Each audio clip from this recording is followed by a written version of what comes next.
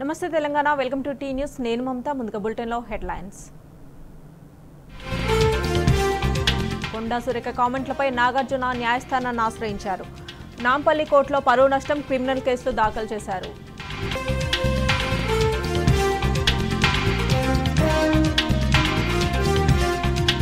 మంత్రి కొండా సురేఖ వ్యాఖ్యలపై బీఆర్ఎస్ నేతలు మండిపడ్డారు తన వ్యాఖ్యలను వెనక్కి తీసుకొని క్షమాపణ చెప్పాలని డిమాండ్ చేశారు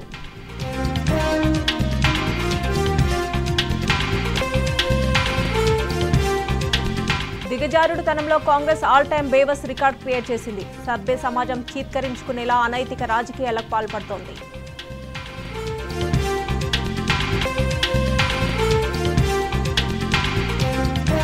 మాదన్నపేట పోలీసుల తీరుపై డీజీపీ ఆఫీస్ ముందు అడ్వకేట్లు ఆందోళన దిగారు లాయర్పై దాడి చేసిన వారిపై చర్యలు తీసుకోవాలంటూ నిరసన చేపట్టారు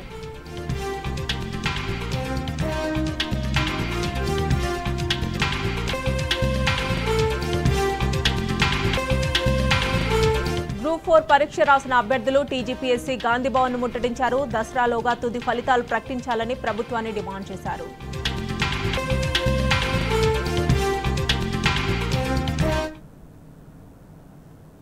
ఇక అప్డేట్ చూస్తే కొండా సురేఖ వ్యాఖ్యలపై ప్రముఖ నటుడు నాగార్జున కోర్టును ఆశ్రయించారు నాంపల్లి కోర్టులో పరువు నష్టం క్రిమినల్ కేసులు దాఖలు చేశారు కొండా సురేఖ చేసిన వ్యాఖ్యలు తమ కుటుంబ పరువు ప్రతిష్టలను దెబ్బతీశారని పిటిషన్ వేశారు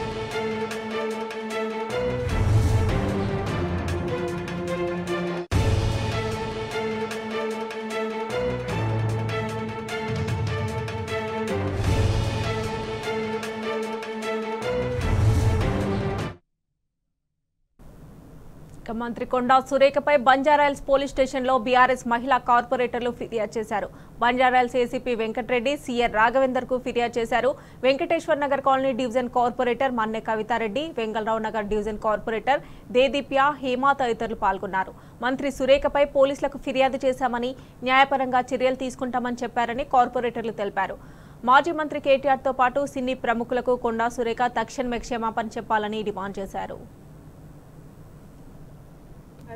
మీ మీడియా సాక్షిగా ఏం మాట్లాడారో కేటీఆర్ గారి మీద చేసిన అనుచిత వ్యాఖ్యల మీద మేము తీవ్రంగా ఖండిస్తూ ఈ రోజు బీఆర్ఎస్ పార్టీ మహిళా కార్పొరేటర్లందరం కూడా బంజారాహిల్స్ పోలీస్ స్టేషన్ కు వచ్చి ఆవిడ మీద ఫిర్యాదు చేయడం జరిగింది ఎందుకంటే బహిరంగంగా ఒక మంత్రివర్గంలో ఒక మంత్రి పోస్ట్ లో ఉండి ఆవిడ ఒక మహిళ అయి ఉండి సాటి మహిళల మీద ఇలాంటి వ్యాఖ్యలు చేయడాన్ని మేము తీవ్రంగా ఖండిస్తున్నాము ఇది ఎందుకంటే యావత్ రాష్ట్రం మహిళల్ని అవమానించినట్టు మేము భావిస్తున్నాము ఎందుకంటే ఒక మహిళ అయ్యుండి ఒక మంత్రి పదవిలో ఉంటూ ఒక పొజిషన్ లో ఉంటూ కూడా ఆవిడ ఇలా మాట్లాడడం అనేది కరెక్ట్ అయిన విషయం కాదు ఆవిడ ఎలా మాట్లాడుతున్నారంటే ఏదో ప్రత్యక్షంగా ఆవిడ కళ్ళ ముందు చూసినట్టు ఏదో డ్రగ్స్ అని చెప్పి రేవ్ పార్టీలు అని చెప్పి అలా సమంత గారి మీద కానీ రకుల్ ప్రీత్ సింగ్ మీద కానీ ఇలా చేసిన వ్యాఖ్యల్ని యావత్ రాష్ట్రం అంతా తెలంగాణ రాష్ట్ర మహిళలందరినీ కూడా అవమానించినట్టు మేము భావిస్తున్నాం ఎందుకంటే ఈ రోజు వరకు సినీ ప్రముఖుల్ని ఈ రాజకీయ కోణంగా ఎప్పుడు కూడా సినీ ప్రముఖుల్ని మేము తీసుకురాలేదు గత 10 సంవత్సరాలు కూడా మీరు చూసుకుని ఉంటే ఇట్లాంటి వ్యాఖ్యలు ఏ అపోజిషన్ లీడర్ మీద కూడా ఎవరు కూడా చేయలేదు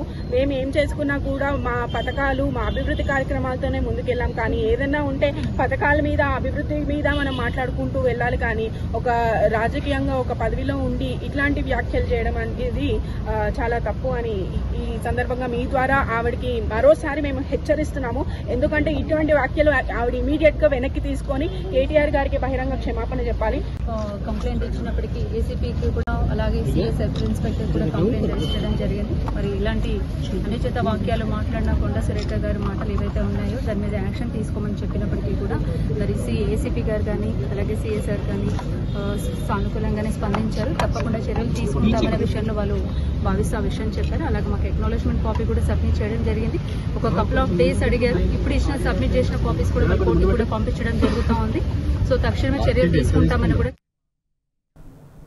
మంత్రి కొండా సురేఖ వ్యాఖ్యలకు నిరసనగా బీఆర్ఎస్ శ్రేణులు ధర్నాకు దిగాయి. వరంగల్ పట్టణంలోని లేబర్ కాలనీ జంక్షన్లో మాజీ ఎమ్మెల్యే నన్నపనేని నరేందర్ ఆధ్వర్యంలో బీఆర్ఎస్ శ్రేణులు ఆందోళన నిర్వహించాయి. కొండా సురేఖ తన వ్యాఖ్యలను వెంటనే ఉపసంహరించుకోవాలని, లేకుంటే తగిన మూల్యం చెల్లించుకోవాల్సి వస్తుందని హెచ్చరిస్తున్న మాజీ ఎమ్మెల్యే నన్నపనేని నరేందర్తో మా వరంగల్ ప్రతినిధి రవికాంత్ ఫేస్ టు ఫేస్. రాష్ట్ర మంత్రి కొండా సురేఖ చేసినటువంటి అనుచిత వ్యాఖ్యలతో తెలంగాణ సమాజం అంతా బగ్గుమంటున్న పరిస్థితి మనకు కనిపిస్తూ ఉంది. దీనికి తోడు వాళ్ళ జాతీయ మీడియా అంతా ఫోకస్ అవుతా ఉన్న సందర్భాన్ని చూస్తున్నాము.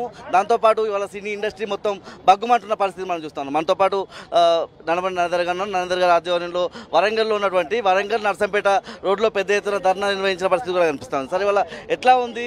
కొండా సురేఖ గారు చేసిన వ్యాఖ్యలు వివాదాస్పదం అవుతున్నాయి, అనుచితంగా చేసిన కనిపిస్తూ ఉంది.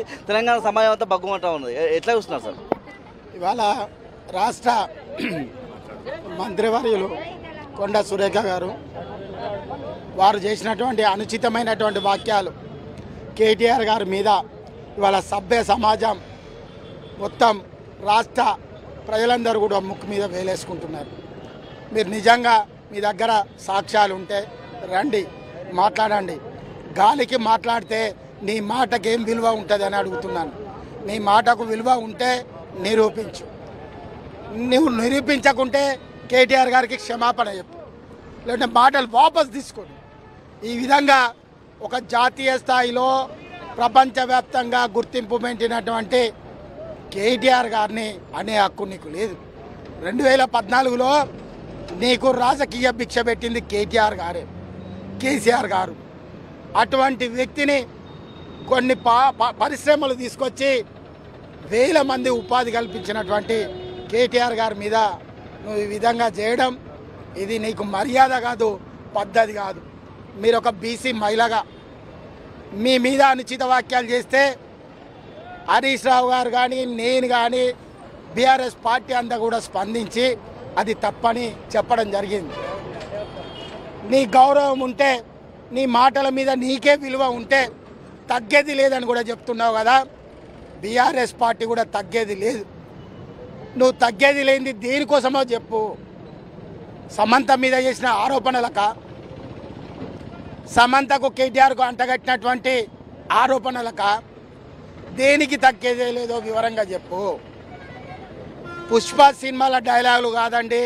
ఇక్కడ ప్రజాక్షేత్రంలో ప్రజల గురించి మాట్లాడు, ప్రజల గురించి ఆలోచించు, ప్రజలకు పని చెయ్యు.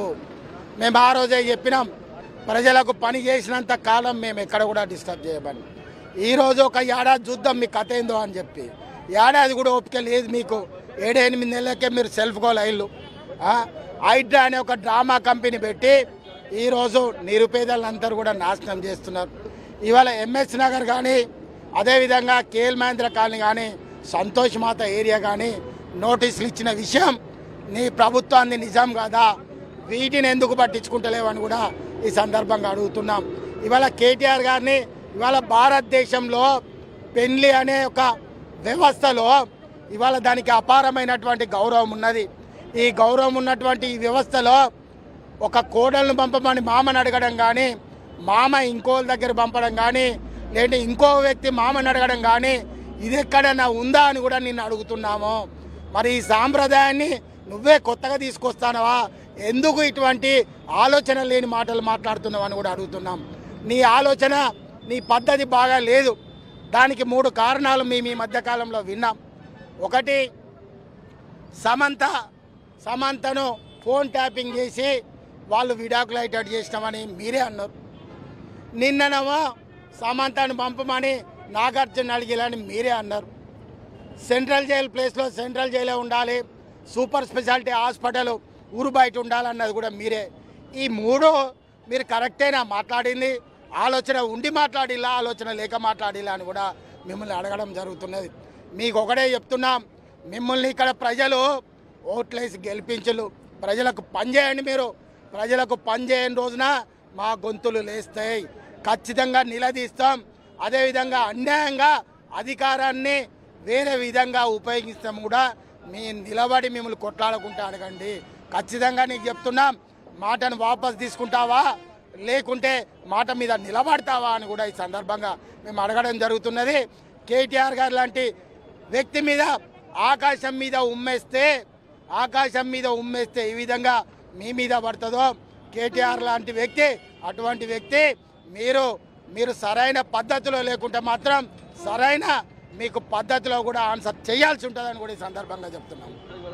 అక్కినేని నాగార్జునకు సంబంధించిన ఫ్యామిలీ కావచ్చు, సినిమా ఇండస్ట్రీ మొత్తం బగ్గుమంటున్న పరిస్థితి.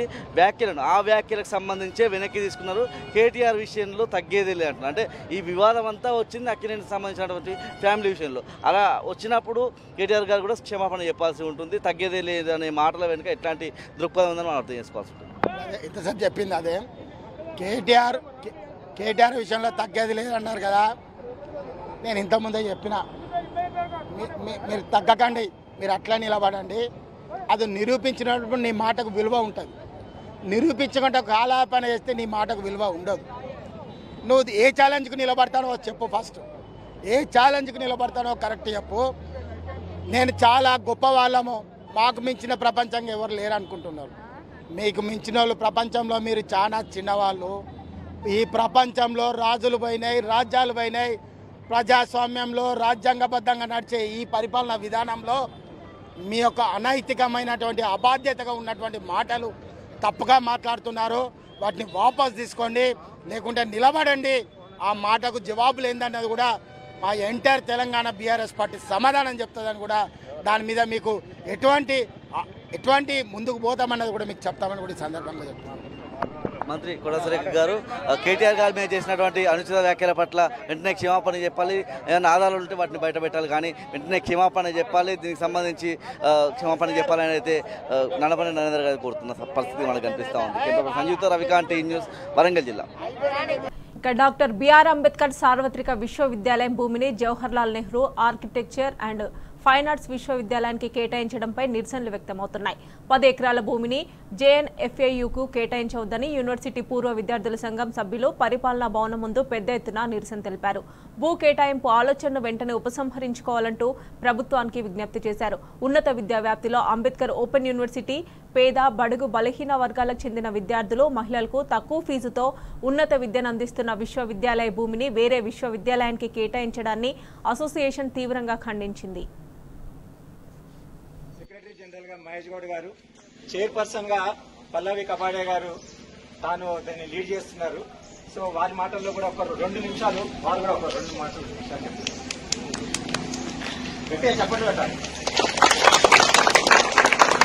అందరికీ నమస్కారం. ఎక్కువసేపు తీసుకోను, ఎండ కూడా ఉంది. సో మీ అందరికీ ఫస్ట్ థ్యాంక్స్. అలుమ్నై అసోసియేషన్ మాతో కోఆపరేట్ చేస్తున్నందుకు.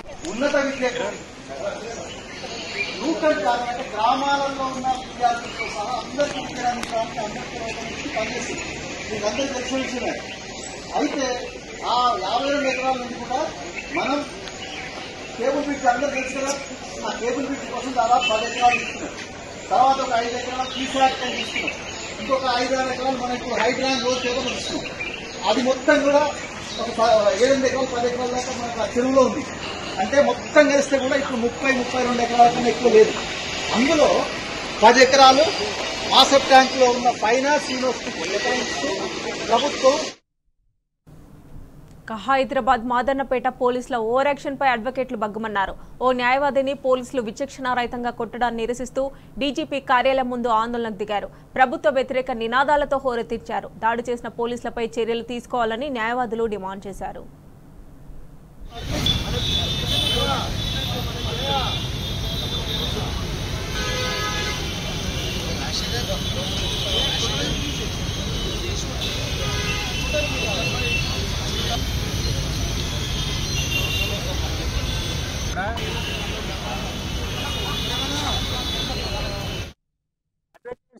ప్రొటెక్షన్ యాక్ట్ అని ఒకటి పెట్టాలని చెప్పి మేము అన్ని విధాలుగా కూడా చర్యలు చేపడుతున్నాం. వాళ్ళు చేయడం లేదు. ఎందుకంటే ఈ లీడర్స్ ఉన్నారు కదా, వాళ్ళు పోలీసు వాళ్ళు లేకుంటే బయటకు పోలేరు. అందువల్ల పోలీసు వాళ్ళ మీద యాక్షన్ తీసుకోలేకపోతున్నారు. మేము కోర్టుల వాళ్ళ మీద యాక్షన్ తీసుకుంటున్నాము. తర్వాత ఇప్పుడు అడ్వకేట్ ప్రొటెక్షన్ యాక్ట్ గురించి మేము శాశ్వతంగా ప్రయత్నం చేస్తున్నాం.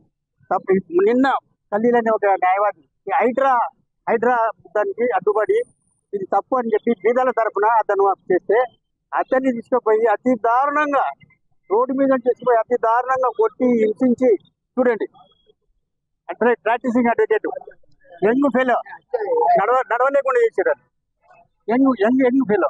దీనికంత ఏంటంటే ఇమ్మీడియట్గా మేము శాంతియుతంగా డీజీపీ గారికి లెటర్ ఇచ్చి సార్ ఎవరైతే దీనికి బాధ్యులో వాళ్ళ మీద చర్యలు తీసుకోమని చెప్పడానికి రిప్రజెంట్ చేయడానికి వచ్చాం. మరి న్యాయవాదులు అంటే న్యాయ వ్యవస్థలో ఒక భాగంగా ఉన్నటువంటి వాళ్ళు, మరి పోలీసులు చట్టాన్ని కాపాడవలసిన వాళ్ళు, న్యాయవాదులు న్యాయస్థానాలలో న్యాయాన్ని కాపాడవలసిన వాళ్ళు. మరి వీళ్ళిద్దరి మధ్యన కోఆర్డినేషన్ ఉండవలసిన అవసరం ఉంది. కానీ ఇలాంటి దురదృష్టమైన సంఘటనలు జరగడం, దీనికి నిరసనగా ఈరోజు రాష్ట్ర వ్యాప్తంగా federation of all bar associations, రాష్ట్ర వ్యాప్తంగా అన్ని బార్ అసోసియేషన్స్, అన్ని కోర్ట్స్ బైకాట్ చేసి శాంతియుతంగా మరి డీజీపీ గారిని కలిసి ఒక రిప్రజెంటేషన్, భవిష్యత్తులో ఇలాంటి సంఘటనలు పునరావృతం కావద్దని, ఈ వాళ్ళకు కూడా పోలీసు వాళ్లకు ఇలాంటివి మళ్ళీ సంఘటనలు చేయకుండా వాళ్ళని మందలించాలని, వాళ్ళకి సరైనటువంటి ఇన్స్ట్రక్షన్స్ మరి ఇవ్వాలని చెప్పి మేము ఆ ఉద్దేశంతో వాళ్ళ డీజీపీ గారికి ముందస్తు ఇన్ఫర్మేషన్తో మరి ముందస్తు సమాచారంతో వచ్చిన డెలిగేట్స్ కు ఏమాత్రం కూడా సమయం కేటాయించకుండా డీజీపీ గారు మరి అలాగే నిర్లక్ష్యంగా వెళ్ళిపోవడం అంటే మాకు అడ్వకేట్ కమ్యూనిటీని మొత్తంగా అవమానపరిచినట్టుగా మేము భావిస్తున్నాం. అడ్వకేట్స్ కి ప్రొటెక్షన్ యాక్ట్ అని ఒకటి పెట్టాలని చెప్పి మేము అన్ని విధాలుగా కూడా చర్యలు చేపడుతున్నాం. వాళ్ళు చేయడం లేదు. మూసీ ప్రాజెక్టు బాధితులు వినూత్న రీతిలో నిరసన తెలుపుతున్నారు. సీఎం రేవంత్ రెడ్డి దృష్టి తమ ఇళ్లపై పడొద్దంటూ చైతన్యపురి డివిజన్ వినాయక్ నగర్ కాలనీలో మహిళలు తమ ఇళ్లకు దిష్టి తీశారు. రివర్ బెడ్ పేరిట తమ ఇళ్లకు పట్టిన పీడ వదిలిపోవాలంటూ పితృ అమావాస్య సందర్భంగా కుంకుమ నీటితో దిష్టి తీసి ఇళ్ల ముందు పోశారు. అన్ని అనుమతులు తీసుకుని కట్టుకున్న ఇళ్లను కూల్చొద్దంటూ వేడుకున్నారు.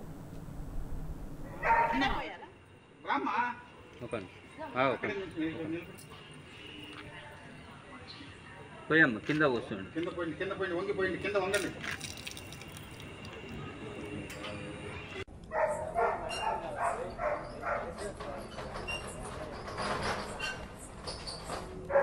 బంగారు బతుకమ్మ ఉయ్యాలో, రేవంత్ సారు ఉయ్యాలో, నిజగలను ఉండు ఉయ్యాలో,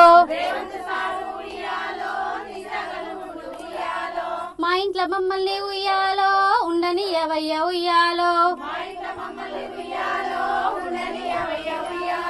బతుకమ్మ బతుకమ్మ ఉయ్యాలో, బంగారు బతుకమ్మ ఉయ్యాలో, మూసి ప్రక్షాళన ఉయ్యాలో, ఉన్న దాంట్లో చెయ్యి ఉయ్యాలో, మా ఇండ్ల జోలికి ఉయ్యాలో, నువ్వు రావద్దయ్య ఉయ్యాలో, ఇకనైనా నువ్వు ఉయ్యాలో, బుద్ధి తెచ్చుకో ఉయ్యాలో, నీ పదవి నీకు ఉయ్యాలో, ఉండదయ్య నీకు ఉయ్యాలో, బతుకమ్మ బతుకమ్మ ఉయ్యాలో, బంగారు బతుకమ్మ ఉయ్యాలో, ఆడోళ్ళ జోలికి ఉయ్యాలో, నువ్వు రావద్దయ్య ఉయ్యాలో, ఆది పరాశక్తుల ఉయ్యాలో, అంతమైపోతావు ఉయ్యాలో, లండన్ లో థేమ్స్ నది ఉయ్యాలో, చూసి వచ్చినవా ఉయ్యాలో, హైదరాబాద్ లో ఉయ్యాలో, అది జరగదయ్య ఉయ్యాలో, లండన్ లో పుట్టలేదు ఉయ్యాలో, నువ్వు లండన్ లో పెరగలేదు ఉయ్యాలో, బతుకమ్మ బతుకమ్మ ఉయ్యాలో, బంగారు బతుకమ్మ ఉయ్యాలో. నిజామాబాద్ లో బతుకమ్మ సంబరాలు కొనసాగుతున్నాయి. లైవ్ చూద్దాం.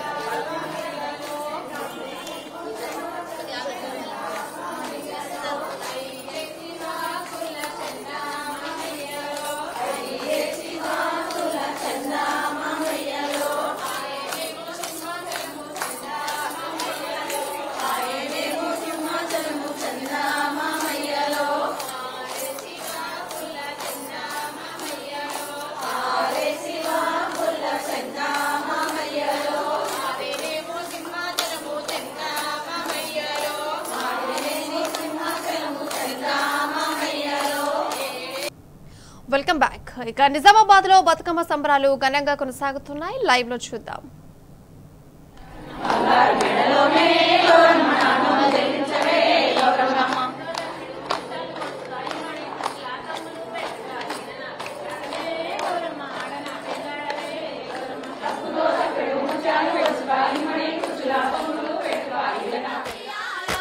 ఆనాటి కాలాన ఉయ్యాలో ధర్మంగుడను రాజు ఉయ్యాలో ఆనాటి కాలాన ఉయ్యాలో ధర్మంగుడను రాజు ఉయ్యాలో ఆ రాజు భార్యయు ఉయ్యాలో అతి సత్యవతి అన్రు ఉయ్యాలో ఆ రాజు భార్యయు ఉయ్యాలో అతి సత్యవతి అన్రు ఉయ్యాలో 100 నోములు నోమి ఉయ్యాలో 100 మందిని గాంచ ఉయ్యాలో 100 నోములు నోమి ఉయ్యాలో 100 మందిని గాంచ ఉయ్యాలో వారు శూరులై ఉయ్యాలో వైరుల చేహతమైరి ఉయ్యాలో వారు శూరులై ఉయ్యాలో వైరుల చేహతమైరి ఉయ్యాలో తల్లిదండ్రులప్పుడు ఉయ్యాలో తరగని శోకమున ఉయ్యాలో తల్లిదండ్రులప్పుడు ఉయ్యాలో తరగని శోకమున ఉయ్యాలో దళరాజముల బాసి ఉయ్యాలో దాయాదులను బాసి ఉయ్యాలో దళరాజముల బాసి ఉయ్యాలో దాయాదులను బాసి ఉయ్యాలో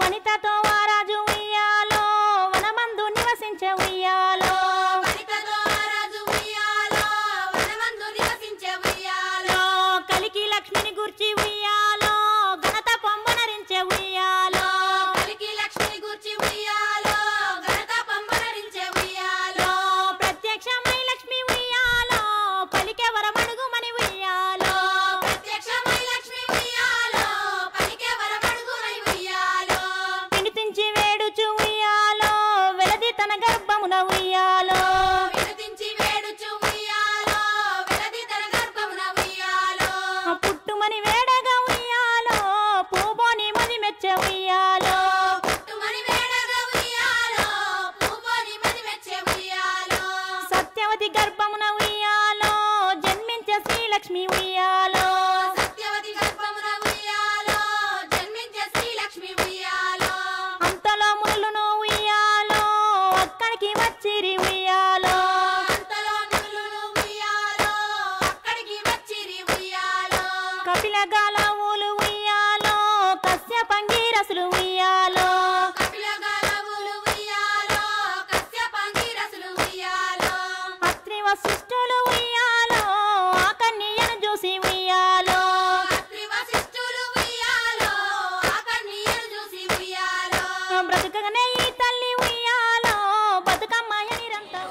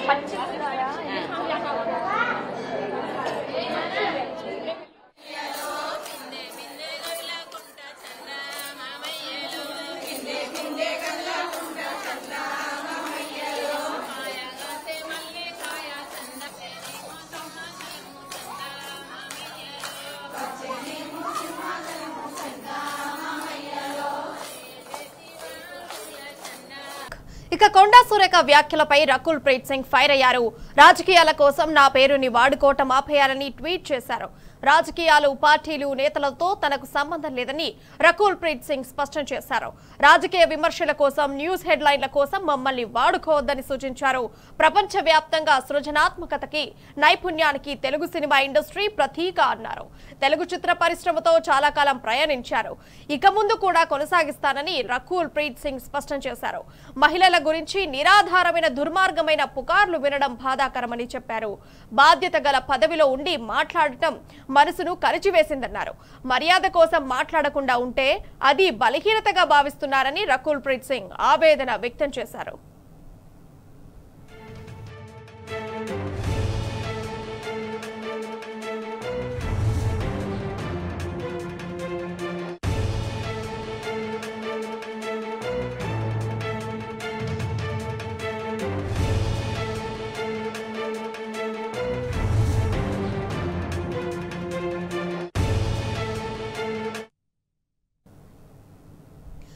సీఎం రేవంత్ రెడ్డి వ్యాఖ్యలను మాజీ మంత్రి ఎమ్మెల్యే సబితా ఇంద్రారెడ్డి ఖండించారు. తన అబ్బాయి కడుతున్న ఇల్లు మినహాయించి మిగతా 3 ఫామ్ హౌస్లు ఎక్కడున్నాయనే వివరాలు ప్రజల ముందు పెట్టండని డిమాండ్ చేశారు. రేవంత్ ఎన్ని రకాలుగా వ్యక్తిగతంగా టార్గెట్ చేసినా ప్రజల తరఫున ప్రశ్నిస్తూనే ఉంటానని స్పష్టం చేశారు. ఆత్మాభిమానం కన్నా మించిన ఆస్తి లేదని నమ్ముతున్న వ్యక్తినని తానని చెప్పారు. రేవంత్ ముందో మరెవరో ముందో పేద ఏడుపులు ఏడ్చిన సందర్భం తనకు దేవుడు కలిగించలేదన్నారు. ముఖ్యమంత్రి మాట తీరును తెలంగాణ ప్రజలంతా గమనిస్తున్నారంటూ సబితా ఎక్స్ లో పోస్ట్ చేశారు.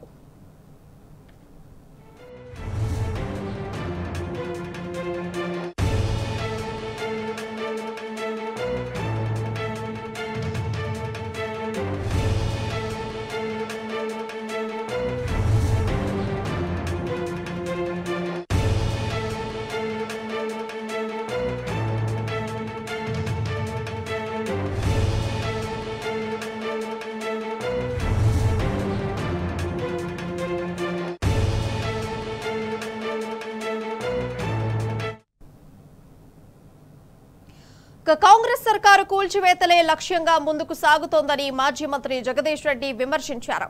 ఇందిరా పార్క్ వద్ద ఆర్ఆర్ఆర్ భూ నిర్వాసితుల ఐక్య వేదిక మహాధర్నాకు బీఆర్ఎస్ పార్టీ సంపూర్ణ మద్దతు ప్రకటిస్తున్నట్లు జగదీష్ రెడ్డి తెలిపారు. హైడ్రా పేరిట పేదల భవనాలను కూల్చడం దారుణమన్నారు. ఆర్ఆర్ఆర్ కింద భూములను కోల్పోతున్న రైతులకు భూమికి బదులుగా మరో చోట భూమినివ్వాలని జగదీష్ రెడ్డి డిమాండ్ చేశారు. వచ్చిన కానించి కూల్చివేతలే తప్ప కట్టింది ఒక్కటి లేదు. ఒక 1000 ఫీట్ల బంగ్లా కట్టింది లేదు. కానీ వేలు లక్షల ఫీట్లలో ఇవాళ కూలగొడుతున్నారు. హైడ్రా పేరు మీద కొన్ని కూలగొడుతున్నారు. మూసీ డెవలప్మెంట్ పేరు మీద కొన్ని కూలగొడుతున్నారు. ఈ రకంగా ఈ ప్రభుత్వం కూలగొట్టే ప్రభుత్వమే తప్ప నిలబెట్టే ప్రభుత్వం కాదు అనేది మనకు అర్థమైంది. ఎట్టి పరిస్థితుల్లో కూడా ఈ రింగ్ రోడ్డు విషయంలో కూడా ఒక్కరు కూడా నష్టపోవద్దని, ఎవరైతే భూములు కోల్పోతున్నారో కోల్పోయేదానికి సమానంగా వాళ్ళకి న్యాయం చేస్తేనే తప్ప ఆ ప్రాంతంలో దాన్ని పోనీయడానికి వీల్లేదని, ప్రభుత్వం ప్రజల్ని ఇబ్బంది పెట్టి ప్రజల్ని భయభ్రాంతులకు గురి చేసి ప్రజల్ని అణిచివేసి పోలీసులు అడ్డం పెట్టుకొని నడపాలనుకుంటున్న ప్రయత్నాన్ని బీఆర్ఎస్ తీవ్రంగా వ్యతిరేకిస్తుంది. తప్పకుండా నష్టపోతున్న ప్రజల తరఫున నిలబడుతుందనే విషయాన్ని కూడా నేను తెలియజేస్తా ఉన్నా. కాంగ్రెస్ తీరుపై బీఆర్ఎస్ ఎమ్మెల్యే వివేకానంద మండిపడ్డారు. రియల్ ఎస్టేట్ ఏజెంట్ గా సీఎం రేవంత్ రెడ్డి పనిచేస్తున్నారన్నారు. ఆయన వ్యక్తిగత శ్రేయస్సు కోసం మాత్రమే పనిచేస్తున్నారని ఆగ్రహం వ్యక్తం చేశారు. రియల్ ఎస్టేట్ దందా కోసమే రేవంత్ రెడ్డి 4th సిటీని ఏర్పాటు చేస్తున్నారని విమర్శించారు. ఆయన రేవంత్ రెడ్డి గారు రాష్ట్ర ప్రజల ప్రయోజనాల దృష్టిలో ఉంచుకొని తీసుకునే నిర్ణయాల కంటే తను ఈ రకంగా వ్యక్తిగతంగా కానివ్వండి, ఆర్థికంగా కానివ్వండి, వ్యాపారపరంగా కానివ్వండి, ఏ రకంగా లాభం అయితే బాగుంటుందని ఆ ఒక్క కోణంలోని నిర్ణయాలు కనపడతా ఉన్నాయి. రాష్ట్ర ముఖ్యమంత్రి రేవంత్ రెడ్డి గారు ఒక రియల్ ఎస్టేట్ ఏజెంట్గా పనిచేస్తూ ఉన్నారు. ఏ నిర్ణయం చూసినా నిర్ణయం వెనకాల ఏదో ఒక అవినీతికి దారితీసే విధంగా ఒక కుంభకోణం కనపడుతూ ఉంది. హైదరాబాద్ మెట్రో రైల్ అనేది మరి 2014లో మరి ఆ రోజు తెలంగాణ రాష్ట్రం ఏర్పడిన తర్వాత కేసీఆర్ గారు అప్పటికే ఏదో అరకొరగా నడుస్తున్నటువంటి ఆ మెట్రో పనులన్నింటినీ కూడా సమీక్షించి మెట్రో పనులన్నింటినీ కూడా వేగవంతంగా పరిగెత్తించి పనులన్నింటినీ కూడా పూర్తి చేసి మరి రికార్డ్ స్థాయిలో 2017లో మొదటిసారి, మళ్ళీ రెండోసారి 2021లో మరి దాదాపు 69 కిలోమీటర్ల మేర పూర్తి చేసి ప్రజలకు అందుబాటులో తీసుకువచ్చి ప్రజలు మన్ననలు పొందిన సంగతిని గుర్తు చేస్తా ఉన్నాను. రెండో దశ మెట్రో పనులకని చెప్పేసి మరి మొన్న బడ్జెట్లో కూడా దాదాపు మెట్రో విస్తరణకి 24,000 కోట్ల రూపాయలని మరి అవసరమని చెప్పి అంచనా వ్యయం చేస్తే కేవలము ప్రకటించింది బడ్జెట్లో 1,100 కోట్ల రూపాయలు మాత్రమే. మళ్ళీ ఇది కాకుండా కొన్ని 2 రోజుల క్రితం మెట్రో రైల్ వారు కొన్ని ఎక్స్టెన్షన్ ఆఫ్ మెట్రో రైల్ అని చెప్పి కొన్ని ప్రాంతాలన్నింటి కూడా వివరించుకుంటూ కొత్తగా 4th సిటీ కూడా డిపిఆర్లు తయారు చేస్తున్నాము, ప్రభుత్వము సూచించింది, ప్రభుత్వం యొక్క ఆలోచన ఉన్నది, 4th సిటీకి కూడా డిపిఆర్లు రెడీ చేయండి, 4th సిటీ కూడా ప్రతిపాదించండి అని చెప్పేసి మరి స్పష్టంగా మరి శాఖ కూడా ముఖ్యమంత్రి గారి దగ్గర ఉంది కాబట్టి ముఖ్యమంత్రి రేవంత్ రెడ్డి గారు స్పష్టంగా ఆదేశించినట్టు కూడా స్పష్టంగా అర్థమవుతా ఉంది.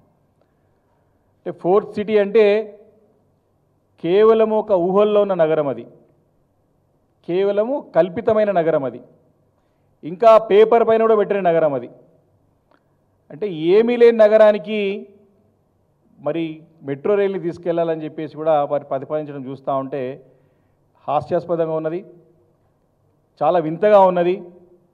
ఇక్కడ నిజమైన నగరం డిమాండ్ ఉన్న ప్రాంతాన్ని విస్మరించి తన ఊహానగరానికి మెట్రో రైలు తీసుకెళ్ళడం జరిగే ప్రయత్నాన్ని మేము అతి తీవ్రంగా ఖండిస్తూ ఉన్నాం.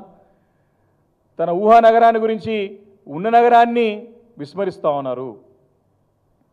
ఇక్కడ ఉన్న నగరంలో ఉన్న ప్రజలని మరి పూర్తిగా వారి గాలికి వదిలేసి ఎవరు లేని ఏమీ లేని కాగితాలకే పరిమితం, కాగితాలు కూడా కాలే, ఇంకా జస్ట్ ఊహల్లో ఉన్నట్టు నగరానికి మెట్రో తీసుకెళ్ళడానికి ప్రయత్నం చేస్తూ ఉంటే దేని గురించి చేస్తున్నారని చెప్పి ప్రశ్న ఉత్పన్నమవుతా ఉంది.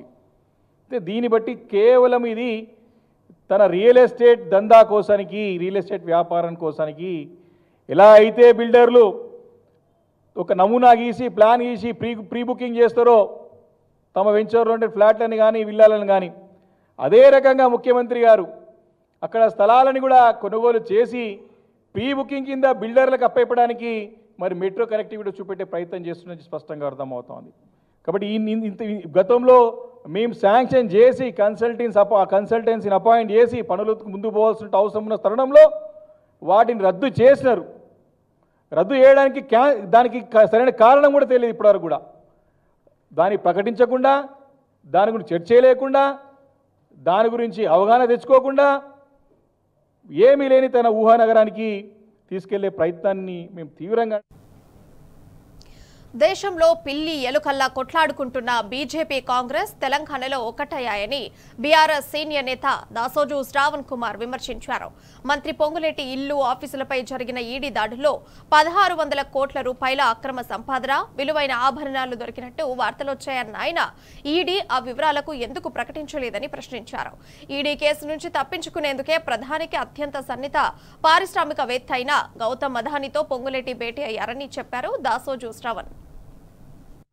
నెంబర్ 2గా చలామణి అవుతున్నటువంటి మంత్రివర్యులు పొంగులేటి శ్రీనివాస్ రెడ్డి గారి ఇంటిపైన 4-5 రోజుల కింద పెద్ద ఎత్తున ఎన్ఫోర్స్మెంట్ డైరెక్టరేట్ వాళ్ళు అనేక మంది సిబ్బందితో తన ఆఫీసు, తన ఫామ్ హౌజు, తన ఇల్లు, తన బంధువులు, మిత్రులు అందరి యొక్క ఇళ్లపై కూడా ముప్పేట దాడి అన్నట్లుగా ఏకోన్ముఖంగా రైడ్ చేసినారు అని చెప్పని మీడియాలో వార్తలంతా చూసినాం. దాదాపు 1,600 కోట్ల రూపాయలు దొరికినాయి అని చెప్పని సోషల్ మీడియాలో వార్తలు వచ్చినాయి. ఇంకా ఏదో విలువైన బంగారం దొరికిందని, తర్వాత రకరకాల ఆస్తులకు సంబంధించిన డాక్యుమెంట్స్ దొరికినాయి అని చెప్పని ఇంత పెద్ద ఎత్తున అన్ప్రెసిడెంటెడ్ అమౌంట్, ఇంతవరకు దేశంలో ఎక్కడా కూడా దొరకనటువంటి ఒక పెద్ద మొత్తంలో నగదు దొరికింది. వాటిని లారెడు నిండా ఉన్నటువంటి ఒక కౌంటింగ్ మెషిన్స్ని తీసుకెళ్ళి లెక్కించిండ్రు అని చెప్పని వార్తలు చూస్తాం. ఇంత జరిగిన తర్వాత తేలుగుట్టిన దొంగల లెక్క ఇవాళ అటు ప్రభుత్వానికి సంబంధించిన వాళ్ళు కానీ లేక ఎన్ఫోర్స్మెంట్ డైరెక్టరేట్ సంబంధించిన వాళ్ళు కానీ కనీసం దానికి సంబంధించిన సమాచారాన్ని ప్రజల దృష్టికి తీసుకొచ్చేటువంటి ఒక ప్రయత్నం చేయలేదు. ప్రజలకు దానికి సంబంధించినటువంటి ఒక వివరాలన్నీ కూడా పత్రికా సమావేశం ద్వారా మీడియా ద్వారా ప్రజలకు తెలియజెప్పవలసినటువంటి ఒక నైతిక బాధ్యత ఈ యొక్క చట్టబద్ధమైనటువంటి ఒక సంస్థలపై ఉంది. ఇది ఒక ఇన్సిడెంట్. గౌతమ్ అదానీ గారు, పొంగులేటి శ్రీనివాసరెడ్డి గారు ఐటీసీ కోహినూర్ హోటల్లో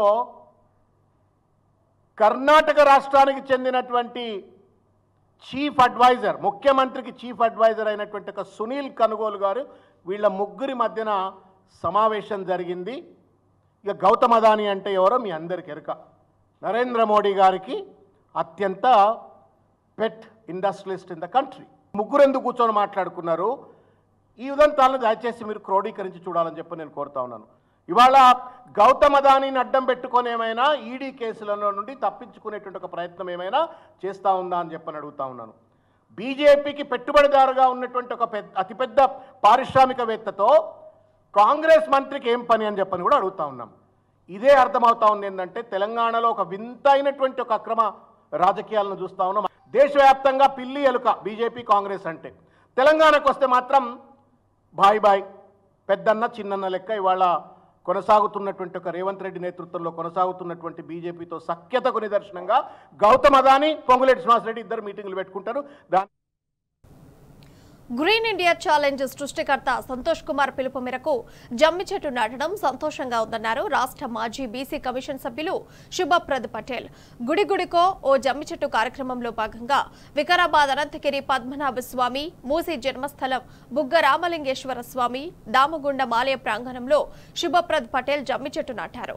దసరా సందర్భంగా జమ్మి చెట్టుకు పూజలు చేయడం తెలంగాణ సాంప్రదాయమని, ప్రతి ఒక్కరూ ప్రతి ఊరిలో జమ్మి మొక్కను నాటాలని పిలుపునిచ్చారు. దామగుండం అడవులలో నెలకొన్నటువంటి రామలింగేశ్వర స్వామి దేవాలయం ప్రాంగణంలో ఈరోజు జమ్మి వృక్షాన్ని నాటడం జరిగింది. గ్రీన్ ఇండియా ఛాలెంజ్ ఆధ్వర్యంలో గౌరవనీయులు పెద్దలు మాజీ రాజ్యసభ సభ్యులు జోగిన్పల్లి సంతోష్ కుమార్ అన్న గారు మొదలుపెట్టినటువంటి గ్రీన్ ఇండియా ఛాలెంజ్ ఈరోజు మొత్తం కూడా దేశమే కాదు ప్రపంచవ్యాప్తంగా అందరూ వారు పుట్టినరోజైనా కానీ ఏ సందర్భం ఉన్నా వాళ్ళకి శుభకార్యాలు సందర్భాలు ఉన్నప్పుడు గ్రీన్ ఇండియా ఛాలెంజ్ ఆధ్వర్యంలో మొక్కలు నాటడం అనేది చాలా ప్రాముఖ్యత ఇస్తున్నారు. ఈరోజు ఈ జంబి వృక్షం అంటేనే దసరా నవరాత్రులు ప్రారంభమైన సందర్భంలో ఈరోజు ఈ జంబి వృక్షాన్ని ఇక్కడ జంబి మొక్కను నాటడం జరిగింది. తప్పకుండా ఇది మహావృక్షంగా ఎదిగి ఈ ప్రాంతంలో, ఈ దామగుండం ప్రాంతంలో మొత్తం కూడా అడవి కూడా సురక్షితంగా ఉండాలని చెప్పేసి ఆ భగవంతుని ఆశీస్సులతోని అందరూ కూడా ఇక్కడ జేఏసీ దామగుండ పరిరక్షణ జేఏసీ పెద్దలు సత్యానంద స్వామి గారు, అదేవిధంగా గుడి పంతులు గారు, అదేవిధంగా వెంకన్న గారు, సునందక్క గారు, చైతన్య కిరణ్ గారు, సత్యనారాయణ గారు, మన శ్రీనివాస్ గారు, అదేవిధంగా రాజు గారు, మిగతా అందరూ కూడా పాల్గొని ఈరోజు ఈ కార్యక్రమాన్ని చేయడం జరిగింది. తప్పకుండా ఈ దామగుండాన్ని పరిరక్షించే బాధ్యత భగవంతుడు కూడా తీసుకోవాలి. ఎందుకంటే మొత్తం కూడా ప్రకృతి ప్రేమికులందరూ కూడా ఈ దామగుండం ఉండాలి. ఈ హైదరాబాద్కి అత్యంత సమీపంలో ఉన్నటువంటి దామగుండం అడవుల ద్వారా ఆక్సిజన్ బ్రీతింగ్ స్పేస్గా ఇది హైదరాబాద్కి లంగ్ స్పేస్గా ఉన్నది. ఇది అనంతగిరి అడవులకు ఉన్నటువంటి దామగుండం పరిసరాలని నేవీ కారిడార్కి అప్పచెప్పే ప్రయత్నం ఈ ప్రభుత్వం చేసింది. కాబట్టి దాన్ని విరమించుకోవాలని చెప్పేసి ఆ దేవుడు ఈ ప్రభుత్వం రాష్ట్ర కేంద్ర ప్రభుత్వాలకు సద్బుద్ధిని ప్రదర్శించాలని చెప్పేసి మేము ఆ దేవుని కోరుకోవడం జరిగింది.